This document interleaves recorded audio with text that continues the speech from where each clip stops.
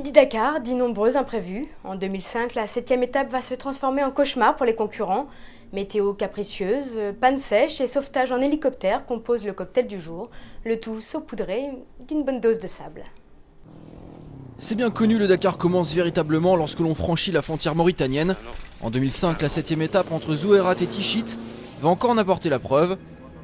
Avec 660 km de spécial, elle est la plus longue du rallye et la météo est mauvaise avec un fort vent de sable.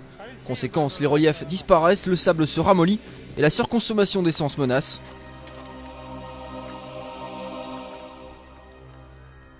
Dans ces conditions piégeuses, de nombreux concurrents trop pressés d'atteindre l'oasis de Tichit avant la nuit partent à la faute.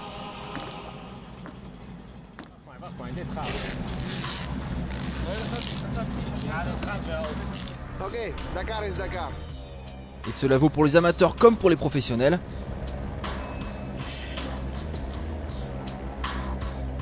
Dans ces conditions, les motards s'épuisent à désensabler sans cesse leur machine quand il ne s'agit pas de la relever.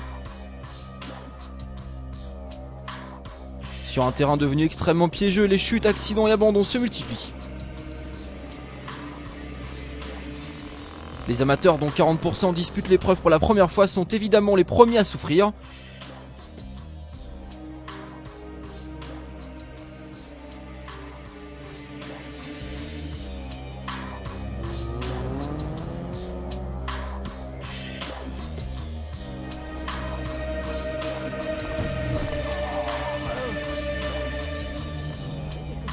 Mais surtout avec un sable très mou, la consommation d'essence dépasse toutes les prévisions et les concurrents éparpillés dans les dunes tombent en panne sèche les uns après les autres, alors que les meilleurs ne font que seulement arriver au bivouac.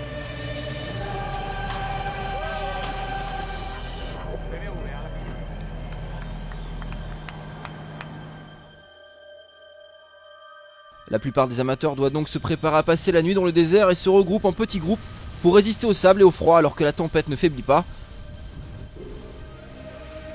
D'autres préfèrent avancer coûte que coûte, même si chaque kilomètre semble infini, que ce soit en action ou tracté par des camions d'assistance comme le grand Harry Vatanen, quadruple vainqueur de l'épreuve.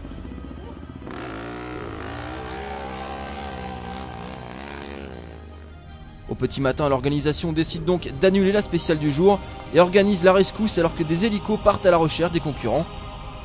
Au final, un tiers d'entre eux va abandonner dans cette étape, rendue impossible par la météo, une de celles qui construit la légende du Dakar.